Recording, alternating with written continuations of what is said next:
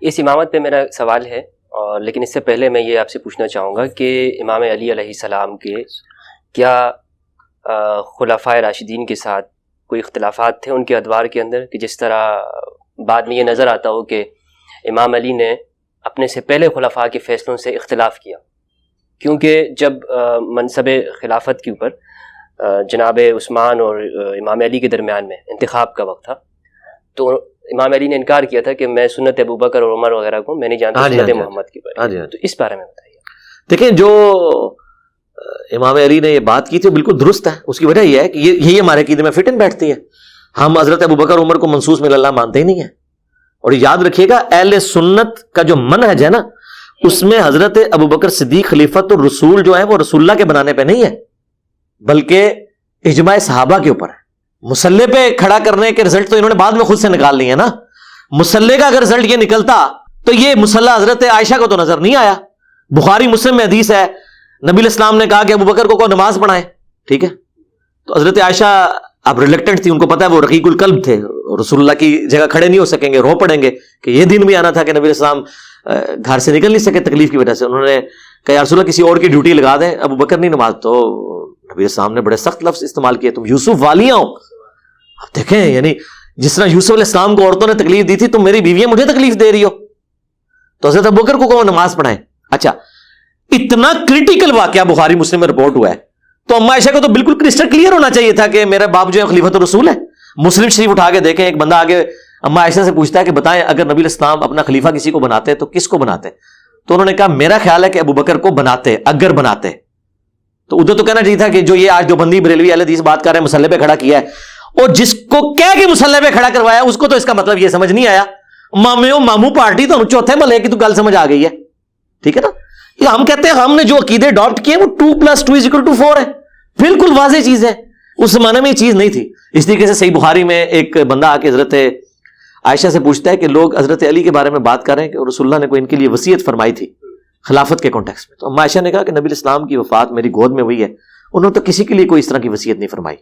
اب وہ بھی بڑا اچھا موقع تھا، وہ کہتی کہ میرے باپ کے لیے کی ہے، جو ہم بعد میں کرالری نکالتے ہیں، جو بخاری کی حدیث ہے کہ عائشہ ابوبکر کو اور اپنے بھائی کو بلاؤ، میں چاروں کو ایک وصیت لکھ دوں، کوئی ڈیمانڈ کرنے والا ڈیمانڈ کرے، یہ ساری ہماری اسیسمنٹس ہے نا۔ حضرت عائشہ نے یہ رزلٹ نہیں کبھی نکالے۔ اگر اما عائشہ نے اپنی حدیثوں سے وہ رزلٹ نہیں نکالے اور بعد والوں نے نکالے ہوئے تو سرکار آپ کی اجتہادات ہیں۔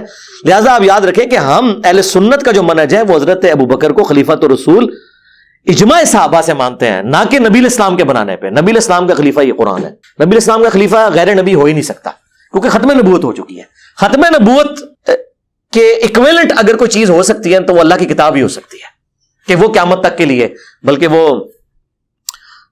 ریحان یوسفی صاحب نے آخری جو اپنا جنہوں نے لکھا نا، وہ لکھی ہیں کتابیں جب زندگی شروع ہوگی، ان کی ایک اور کتاب بھی آئی ہے خدا بول رہا ہے، انہوں نے ایک بڑا پیارا جملہ لکھا ہے اس میں کہ رسول اللہ کے بعد فتنے اس بڑے لیول کے تھے، اللہ تعالیٰ نے ختم نبوت کر کے خود زمین پہ اترا ہے قرآن کی شکل، اس کا انہوں نے نام رکھا ہے خدا بول رہا ہے۔ یعنی نبی الاسلام کو جو اللہ نے اپنی کتاب دے کے محفوظ کی ہے نا قیامت تک کے لیے، تو بیسیکلی یہ ایکویلنٹ ہے، کیونکہ پلانٹ ارتھ اس حوالے سے اب ختم نبوت کے بعد نبی سے خالی تو نہیں ہو سکتا، تو نبی کا کوئی خلیفہ اس حوالے سے ہو کہ جو قیامت تک قائم رہے، جسے موت بھی نہ آئے، تو وہ تو صرف قرآن ہے، یہ خلیفۃ رسول تو یہ ہے۔ ہاں پولیٹیکلی صحابہ کے اجماع سے وہ اور وہ آگے معاملات چلے۔ اب آپ نے جو بات کی نا کہ اختلاف، تو جب ہم ان کو انسان مانتے ہیں اور منصوص من اللہ نہیں مانتے، بلکہ رسول اللہ کے بھی مقرر کردہ نہیں مانتے، تو ظاہر ہے وہ تو اپنا اجتہاد ہی کریں گے، جو کچھ بھی کریں گے، اور وہ صحیح بھی ہو سکتا ہے، غلط بھی ہو سکتا ہے۔ البتہ اجماع صحابہ وہ درست ہوگا، کیونکہ اجماع صحابہ کے بارے میں بلکہ اجماع امت درست ہوگی۔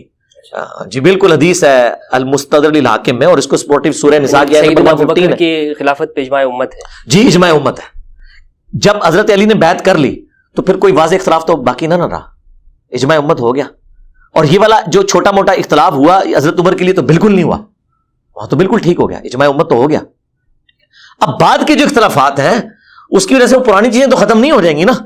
یعنی اگر مولا علی علیہ السلام ایک چیز کو کمپرومائز کر کے چیپٹر کلوز کر چکے ہیں، وہ چیپٹر میں کیسے کھول سکتا ہوں؟ جدھر آپ نے کلوز نہیں کیا اور کہا کہ میرے اور معاویہ کے درمیان مقدمہ اللہ کی بارگاہ میں طے ہوگا، تو سرکار آج تک کسی سنی نے کلوز نہیں کیا ہوا جو واقعی سنی منہج کے اوپر ہے، ہم نے کلوز کر دیا کیا؟ حالانکہ وہ غزالی تو لکھ رہا ہے کہ جی وہ ایک خواب دیکھی عمر بن عبدالعزیز نے کہ قیامت والے دن حضرت معاویہ کو بلایا گیا، حضرت علی کو ایک محل میں حضور بیٹھے ہوئے تھے، حضرت معاویہ نکلے کہا مجھے بخش دیا گیا, حضرت علی نے کہا میرا حق دلوا دیا گیا. تو یہ کہانی ہے غزالی کی لکھی ہوئی, ٹھیک ہے. میرا نہیں خیال کہ عمر بن عزیز نے اس طرح کا کوئی جھوٹا خواب دیکھا ہوگا, اور دیکھا بھی ہوگا تو اس کا کوئی دین سے تو کوئی لینا دینا نہیں ہے, ٹھیک ہے نا. تو وہ چیز اپنی جگہ ہے, لیکن ہم یہ کہتے ہیں کہ جب ایک چیز اس زمانے میں طے ہو چکی, آج صرف وہ مسئلے اٹھائیں جو طے نہیں ہوئے, آپ ان کو ڈسکس کریں. جو اپنی ساری گرمی سردی کے باوجود ایک چیز طے ہو چکی ہے, اور مانتے ہیں شیعہ بھی کہ حضرت علی نے امت کے وسیع تر مفاد کے اندر کمپرومائز کیا, تو سرکار آپ امت کا مفاد کیوں بولے ہوئے ہیں؟ مولا علی کا شیعہ تو یہ ہے نا جو امت کے مفاد کے اندر وہی عقیدہ اپنائے ہوئے جو مولا علی نے اپنایا ہوا ہے, اس میں سے نکالنا کیا ہے؟ اور میرا تو یہ عقیدہ ہے کہ اگر یہ منصوص من اللہ والی یہ بات مانی جاتی تو سرکار مولا علی کے اوپر یہ اتنا بڑا بلیم لگا, یعنی مولا علی کا تو ایمان بہت اعلیٰ درجے کا ہے, اگر میں منصوص من اللہ ہوں نا, سرکار آپ ایک ابو بکر کی بات کر رہے ہیں, میں تو 1,24,000 صحابہ ہوں, میں سب سے ٹکرا جاؤں اور قتل ہو جاؤں منصوص من اللہ اگر ہوں تو میرا رائٹ ہے جب رسول اللہ مجھے بنا گئے. آپ دیکھیں بخاری میں حدیث ہے, ایک چھوٹا بچہ دائیں طرف بیٹھا تھا, حضرت ابو بکر بائیں جانب تھے, نبی علیہ السلام نے فرمایا اس بچے سے کہ بھئی سنت تو یہی ہے میری کہ دائیں طرف سے, اگر تم مجھے اجازت دو تو میں ادھر. ان کا نہیں ہے رسول اللہ, میں اپنے ہاتھ پہ کسی. تو اب دیکھیں ایک بچے کو یہ بات سمجھ ہے, حضرت علی کو نہیں سمجھ. باقی جو معاملات مس ہینڈل ہوئے الٹیمیٹلی وہ کلوز ہو گئے, اور بالکل اس سے اگلی بات جنگ جمل صفین نہروان کی پیش گوئیاں نبی الاسلام نے کی ہیں نا, وہ چوتھے خلیفہ کے دور میں آنی تھی, تو انہوں نے چوتھا ہی بننا تھا, پہلے دور میں نہیں ہونا تھا, اور وہ 3 خلفاء کے ساتھ رہے الحمدللہ. اس چیپٹر کو آج کی ڈیٹ میں کلوز ہی سمجھنا چاہیے. اس طرح کے مردوں کو اکھاڑنا, ایسی باتوں کو, اور اس میں اپنی ضرب تقسیمیں میں بھی لگاتا ہوں, لیکن میں اتنی لگاتا ہوں جتنے مجھے وہ نالج اجازت دیتا ہے. میں کبھی ریڈ لائن کراس نہیں کرتا, میں اس سے آگے بڑھنے کی کوشش نہیں کرتا, یہ بہت بڑا ظلم ہے. منصوص من اللہ نہ ہم حضرت ابوبکر کو مانتے ہیں, نہ حضرت عمر کو مانتے ہیں, نہ حضرت عثمان کو, نہ حضرت علی کو. دیکھیں مسلم میں حدیث ہے, ام ایمن کے پاس حضرت ابوبکر اور عمر گئے ہیں حضور کی وفات کے بعد, کہ بھی حضور بھی جایا کرتے تھے, ہم بھی جاتے ہیں زیارت کے لیے. بڑھیا تھی, گئے تو رو رہی تھی. حضرت عمر نے کہا کہ غم کی کیا بات ہے, رسول اللہ تو اللہ کی جنتوں میں بہتر جگہ کے اوپر ہے. لیکن وہ عورت تو کیا ذہن رکھتی تھی, حضرت عمر کا تو دماغ ہی وہاں نہیں گیا. انہوں نے کہا عمر میں اس لیے نہیں رو رہی, مجھے بھی پتا ہے حضور اللہ کی جنتوں میں اس لیے رو رہی ہوں کہ اب آسمان اور زمین کا رشتہ منقطع ہو چکا ہے, اب جو کچھ کرنا ہوگا وہ ہم نہیں کرنا ہوگا, غلط یا صحیح, اب اللہ وحی کے ذریعے میں گائیڈ نہیں کرے گا. اب یہ بات کی تو حضرت ابوبکر عمر بھی رو پڑے کہ جو کچھ بھی کرنا ہے وہ ہم نے خود ہی کرنا ہے نا. اچھا اب یہ تو مسلم میں ہے نا, میں نہج البلاغہ سے مولا علی کا خطبہ نکالے جو حضور کی میت میں انہوں نے دیا ہے. انہوں نے کہا یا رسول اللہ آپ کی موت باقی انبیاء کسی نہیں ہے, ہاں آپ کی موت کے بعد آسمان کا زمین سے رشتہ منقطع ہو گیا. جب رشتہ ہی منقطع ہو گیا اور اس امت کا سب سے بڑا ولی کہہ رہا ہے کہ رشتہ منقطع ہو گیا, تو باقی تو شاہی کوئی نہیں کہ وہ یہ دعویٰ کرے کہ ہمارا کوئی رشتہ قائم ہے, تو بات ہی ختم ہوگی. آپ ختم نبوت کو, لوگ تو قادیانیت کے ساتھ جوڑے ہوئے ہیں, میں ختم نبوت کو اپنی ٹرو سپرٹ میں مانتا ہوں کہ ختم نبوت کا مطلب یہ ہے کہ نبی علیہ السلام کے بعد کوئی شخص یہ دعویٰ نہیں کرے گا کہ میرا اور اللہ کا کوئی تعلق ہے. ہاں وما كان الله ليطلعكم على الغيب ولكن الله يجتبي من رسله من يشاء, یا پھر ایمانداری کریں اسے نبی ڈکلیئر کریں پہلے تاکہ ہمارے فتوے کی ذات میں آئے. اس لحاظ سے میں سمجھتا ہوں کہ قادیانیوں نے بڑی ایمانداری سے کام لیا ہے کہ نبی ڈکلیئر کیا ہے, تو پھر ہمیں موقع ملا کہ ہاں یہ تو چک کے باہر سٹیے. انہوں نے چک کے باہر اس واسطے نہیں سٹ دے کہ پیر اے بھی شراب رہے ہوندے نے لیکن انگوروں کا جوز کہہ کے, لیکن اب میں نے تو کہہ دیا چیک کر لو, بات وہی ہے. ہاں یہ آپ کہہ سکتے ہیں انٹینسٹی کا فرق ہے, لیکن یہ سخت باتیں کریں گے تو امت کا قبلہ درست ہوگا. ادروائز اگر آپ یہ بات یعنی اس کو کیجول چھوڑ دیں گے, عقیدہ توحید بھی سینسٹیو ہے, عقیدہ ختم نبوت بھی سینسٹیو ہے.